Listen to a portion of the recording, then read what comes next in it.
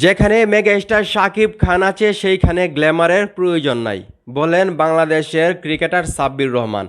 সাংবাদিকরা যখন সাব্বির রহমানকে প্রশ্ন করেন যে আপনি যেহেতু ঢাকা ক্যাপিটালসে আছেন, আপনি তো একজন গ্ল্যামার, কারণ আমরা কিন্তু জানি সাব্বির রহমান এইসব বিষয় নিয়ে অনেক সময় বিতর্কিত হয়েছেন এবং উনি কিন্তু মোটামুটি গ্ল্যামার জগতের একজন সদস্যই বলতে গেলে। তো সেই জায়গা থেকে সাংবাদিকরা সাব্বির ভাইকে বলেছিলেন যে আপনি যেহেতু ঢাকা ক্যাপিটালসে আছেন, এখন কি আর গ্ল্যামারের অভাব পড়বে ঢাকা ক্যাপিটালসে? তখন কিন্তু সাব্বির রহমান একটা কথাই বলেন যে ঢাকা ক্যাপিটালস মানেই তো গ্ল্যামার, যেখানে শাকিব খান রয়েছে সেখানে আমাদের দরকার হয় না।